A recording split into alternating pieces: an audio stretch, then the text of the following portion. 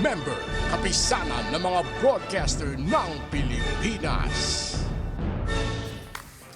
The country has gone to great lengths to empower women and close the gender gap in public service and business. But hurdles remain, especially in legal and economic equality, as the country shows little progress on rights concerning parenthood, marriage, and assets. According to the World Bank, these are issues worthy of the attention of our next leaders. But speaking of elections, surveys show re-electionist mayors and their relatives are leading local races here in Metro Manila by a margin, while the vice mayoral contest appears more cutthroat. And at the national level, presidential bet Bongo Marcos and running mate Sara Duterte maintain their leads in surveys come May 9th. Will these numbers translate to actual votes, or is there more that these surveys fail to capture?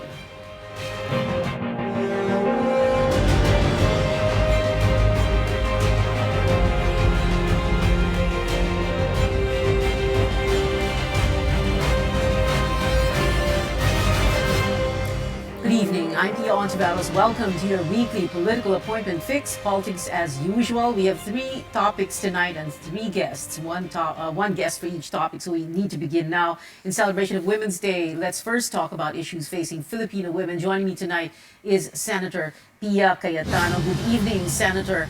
And right before we start, but we only have, like I wanted to remind you, 7.5 to 8 minutes only.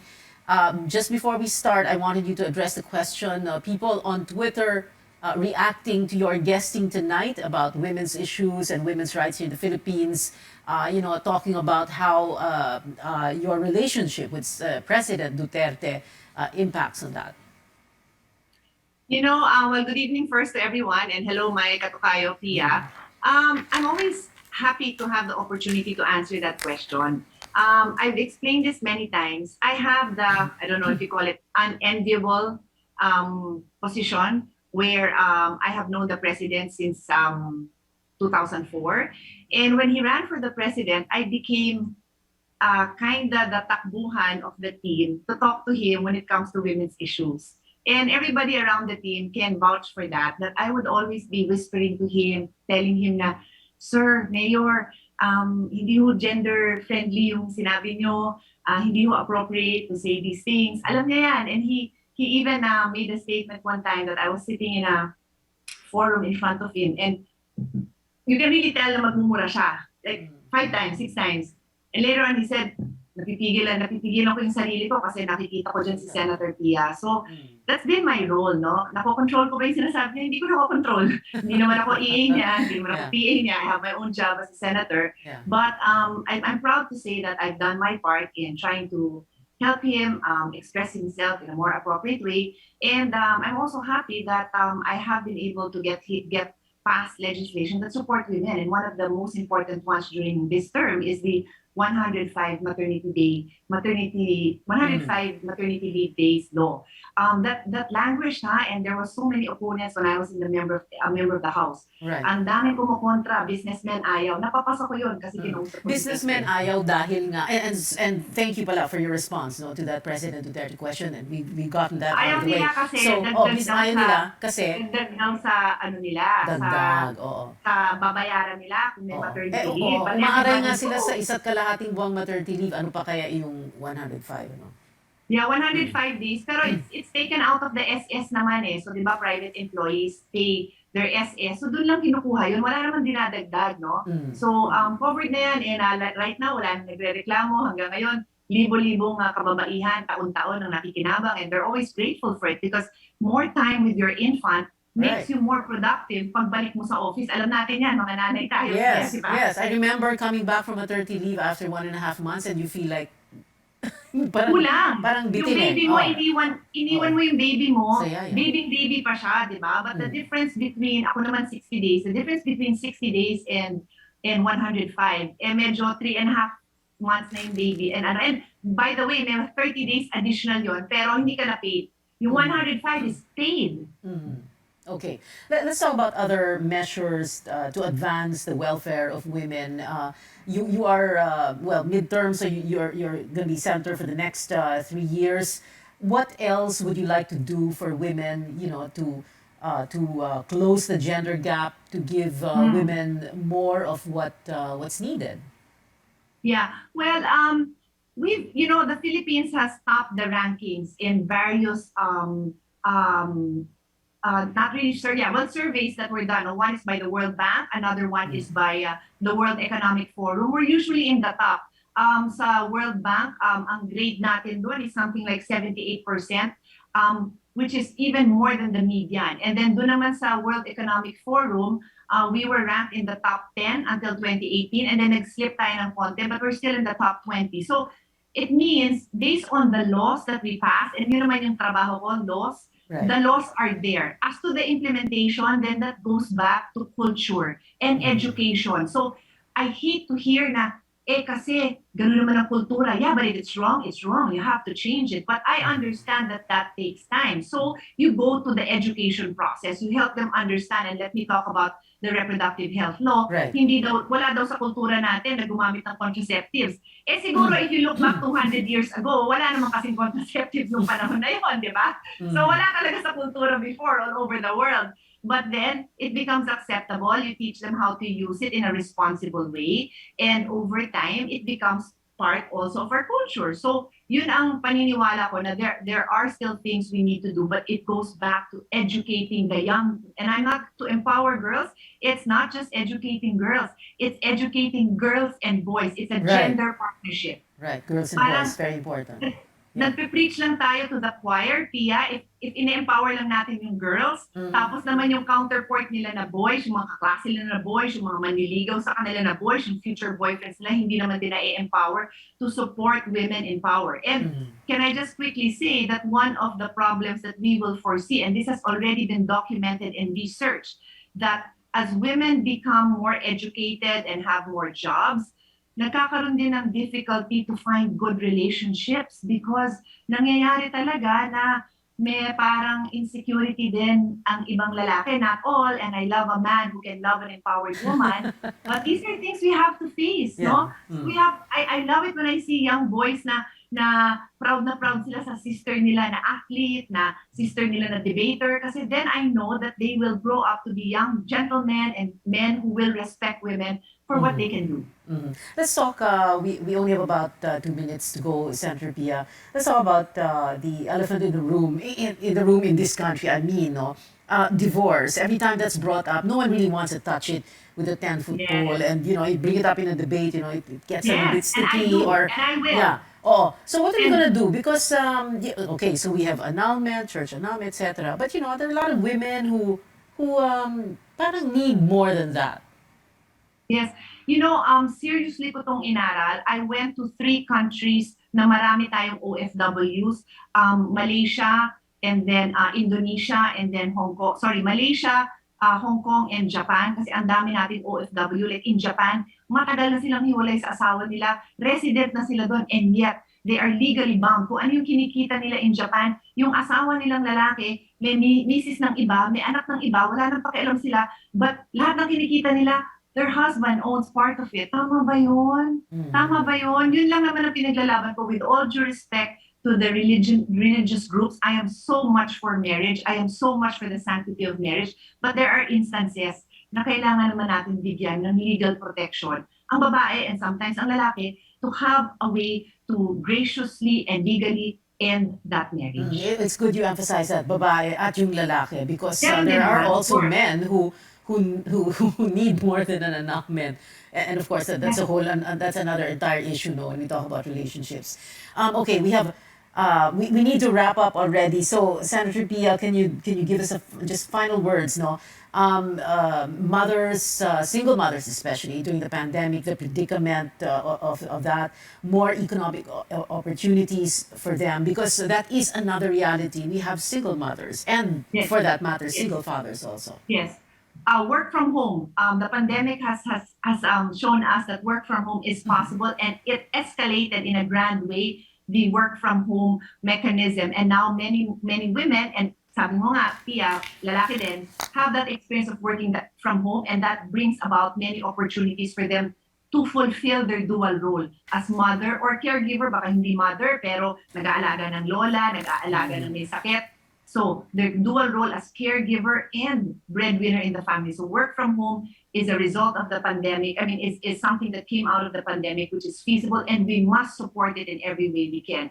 It has also revealed our gaps because access to healthcare and access to childcare has become worse Right. during the pandemic. Right. So nakita natin, and it gives us more reason to support it. At another time, I can elaborate on that, but Yes. I think that's the most important things we can do. And then fulfill the sustainable development goals because believe it or not, something like sustainable transportation. Yung apat na oras mo nasa traffic ka, kung in 30 minutes nakauwi ka, edi mas may time ka maging nanay, mas may time ka sa anak mo, di ba? So Right. sustainable transportation, sustainable cities affect women and how they perform their jobs. Senator Pia Cayetano, thank you very much for your time tonight. We'll Thank be you very back much. after a quick break. Stay tuned. This is Politics as Usual.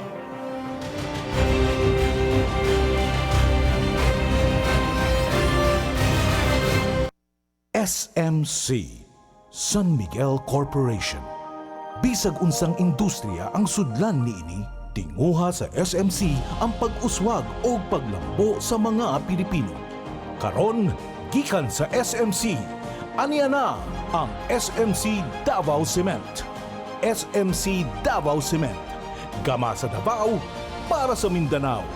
SMC Davao Cement. Ato ni Bay.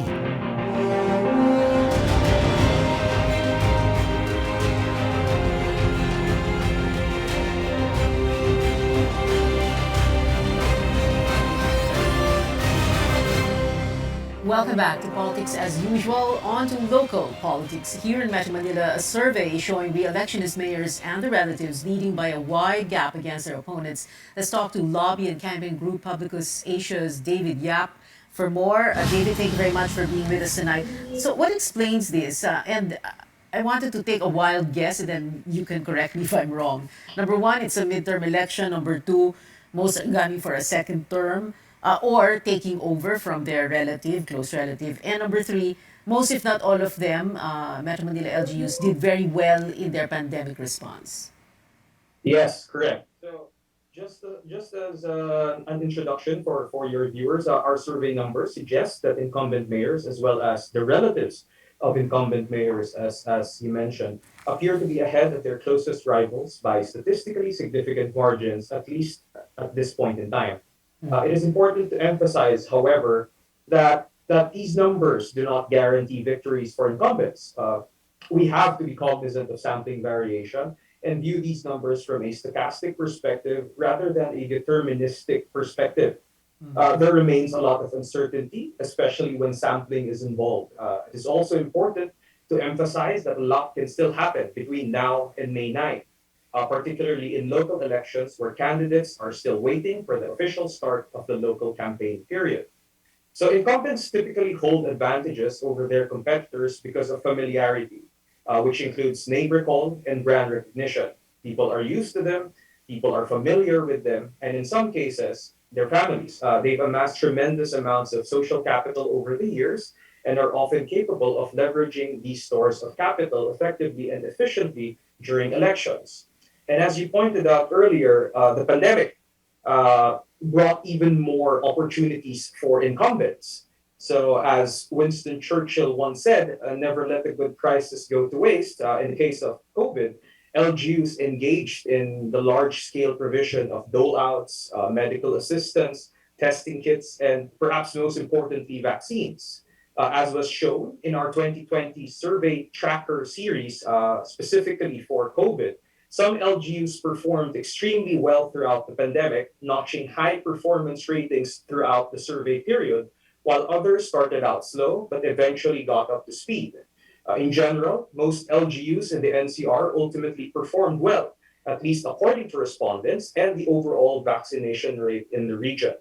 At any rate, the crux of the matter is that reciprocity is a powerful motivating force among humans, and people are wired to repay one good turn with another. It is not a stretch to think that at least some voters would remember the assistance given to them by incumbents at some point during the pandemic when they look at their ballots on May 9. David, I wanted to talk about the most notable figures here. No? So let's begin with Vico Soto. I mean, wow, just wow, 92%. And he doesn't, well, of course, I mean, his uncle, Tito Soto, no, showbiz and everything. But he's really gotten a lot of positive, very good feedback, right, in his first term. And that is why he's 92%? I mean, no one else, I mean, well, apart from Wes Gatchalian, whose brother Rex is doing a musical chairs with him, 85% si Wes for Valenzuela, Abby Binay Makati, 68%, pero 92. I think that is a testament to how he has thus far performed as Pasig City Mayor. So if we're looking at the numbers, I would go so far as to say that he has managed to sustain the momentum that he used to get him into the mayoralty position. And it also doesn't hurt that he has good rapport with both local and national media. So I think that those are huge factors in his present popularity.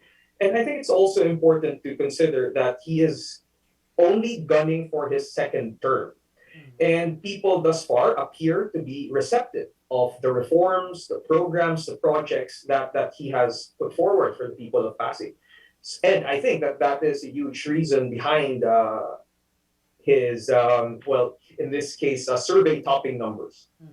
I mentioned already West Gatchalian and Abby Binay, so Valenzuela and Makati. Of course, the names are very familiar. So Gatchalian, Binay, and I know you've done a lot of studies about political dynasties, and it can come out of our ears already. Political dynasties, year in, year out, election year in, election year out, pre-Marcos, post-Marcos. Ano pa bang, what else is new? So talk to us about that dynamic. The dynasties, and yet these people are leading in these surveys? That's an excellent question, Pia. I would just like to preface my response by saying that it is actually instructive to point out that a strong argument can be made that dynasties proliferated after the imposition of term limits. Term limits, in essence, forced career politicians to find ways to circumvent the limitations of the law.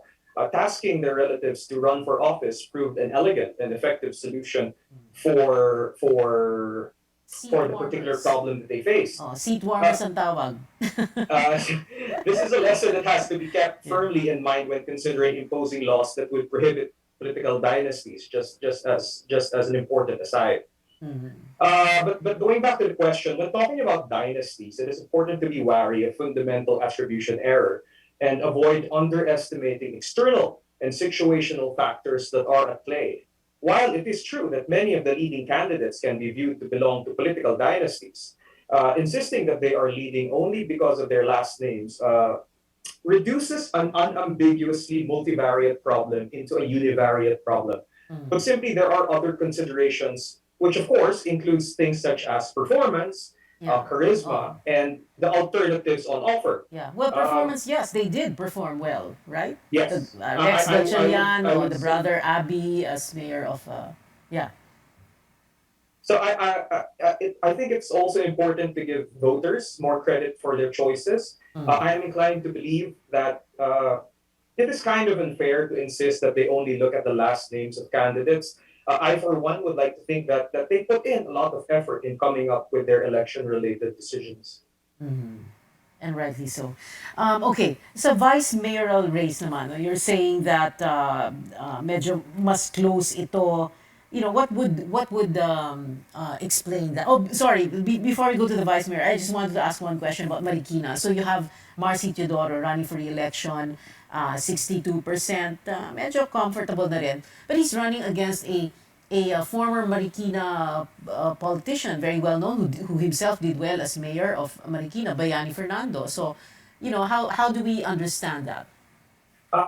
Well, since I'm not particularly from Marikina, I would chalk it up to recency bias. While it is true that Bayani Fernando was a famous politician during his time, and particularly in Marikina, where he instituted a lot of reforms, you're looking at the incumbency advantage yet again, combined with the recency bias. So people are more familiar, and when you consider again, when we go back to the pandemic, you consider who was there during the pandemic. I would make the argument that it was Mayor Chodoro, who the people were seeing constantly. Mhm.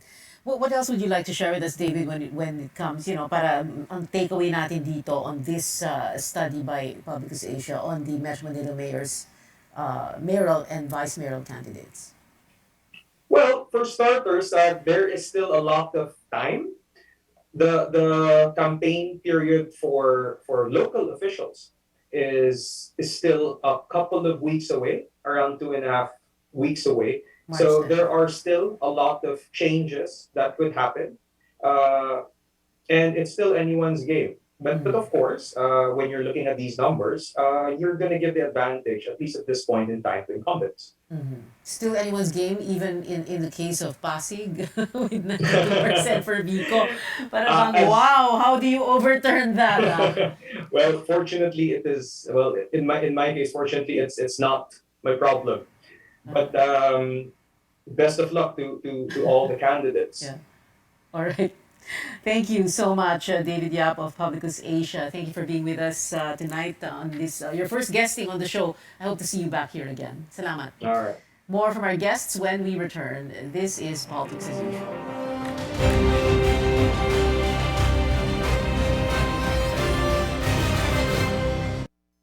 SMC, San Miguel Corporation. Bisag unsang industriya ang sudlan niini, tinguha sa SMC ang pag-uswag o paglambo sa mga Pilipino. Karon, gikan sa SMC, aniya na ang SMC Davao Cement. SMC Davao Cement. Gama sa Davao, para sa Mindanao.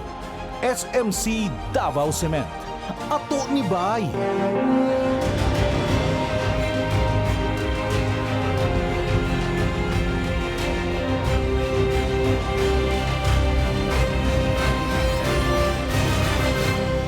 We're in our final stretch. This is Politics as Usual. On to national politics. Let's talk about the latest presidential and vice presidential surveys. And, the whole issue of surveys with UP School of Statistics Associate Professor Francisco Kiko de los Reyes. Professor Kiko, thank you very much. Of course, our takeoff point is that statement of the UP School of Statistics about surveys. No, but let's not talk about that. But let's go, not just that, but offshoots of that. So let's go straight to this question. No? We talk about credibility, and for me, the question is, and I want you to answer this as straight and as direct as possible because it will be helpful to our viewers, which survey firms are credible. And I am going to be reading from a list prepared by Dr. Toots Albert, and it is in his PowerPoint presentation. So, of course, when I say the name of the survey firm, you just say yes or no. Okay, so Pulse Asia, For me, yes. Social Weather Stations, SWS, For me, yes. Ibon. I have not seen their survey, sorry. Okay, but considered a survey for Okta Research. Is that the Twitter survey? If it's the Okta? Twitter survey, No, yeah, Okta. they did a Twitter survey eh. So, meron akong reservation with Twitter surveys. Okay, but if kung hindi Twitter, okay lang. Basta, Yes, if it's done this is the random Okta Research sampling. Group eh. Yeah. Oh, okay. If they did it in the random sampling way, yes. Okay. And we're gonna bring up the graphics para makita ng viewers natin yung mga pangalan. Yeah, I'm just addressing our control. There we go. DigiVoice. I haven't seen that, sorry. Oh, okay. Publicus Asia. I was just speaking to David Yap of Publicus Asia. We were talking about the NCR mayor and mayoralty and vice mayoralty races. I have reservations. Boses Pilipinas. I haven't heard it. The Strafford. I have not heard about it. NBC Manila Broadcasting Company.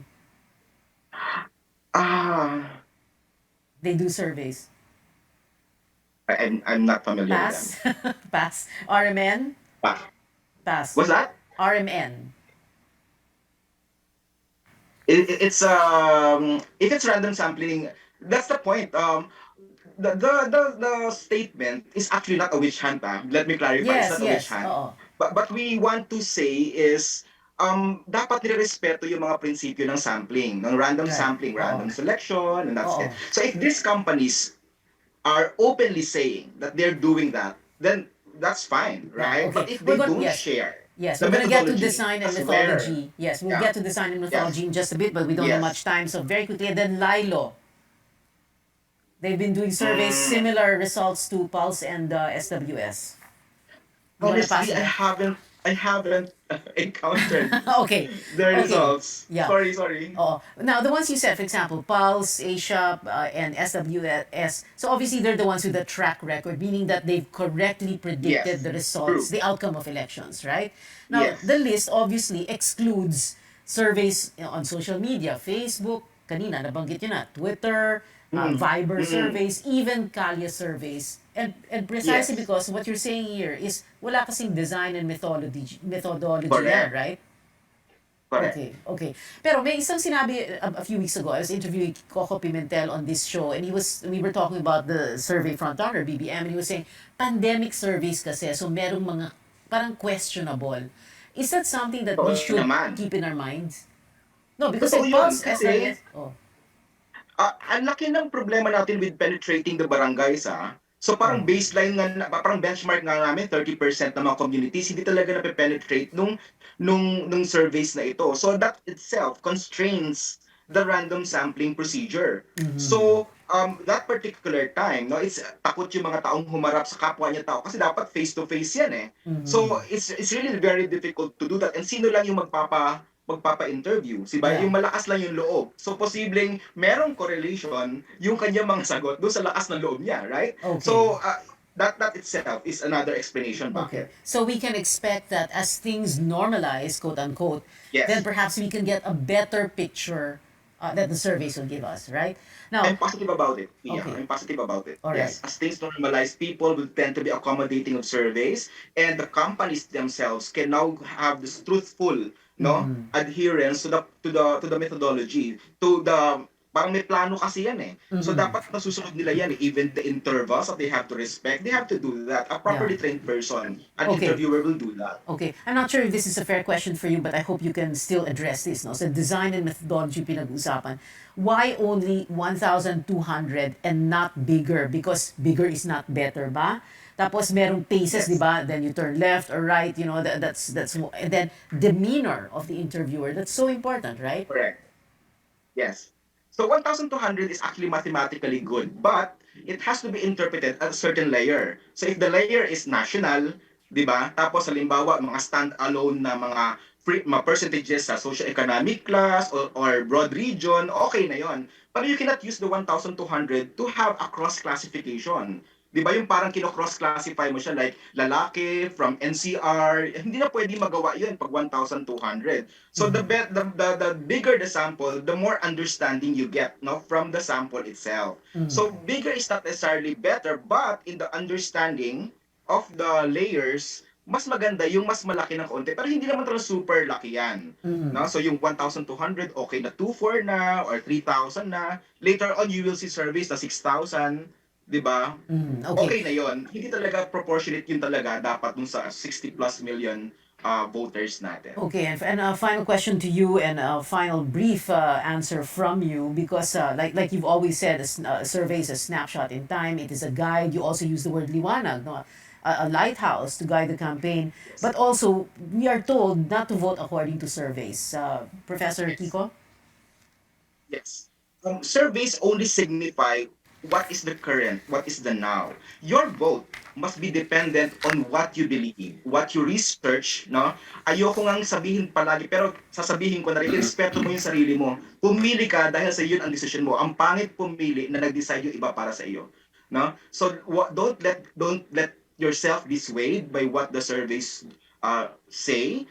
Decide on your own and cast that vote. Right? I say that from your own self, no? Respect Alright. yourself, cast that vote, decide for yourself. All right, Professor Kiko de los Reyes of the UP School of Statistics, thank you very much for being with us tonight. We've been told before, don't talk politics at the dinner table or the family reunion or in Viber groups and risk digital warfare, but we can talk about it here at this table on this show, your weekly political appointment fix, politics as usual. I'm Pia Ontiveros. See you back here next Tuesday, 8:30 p.m.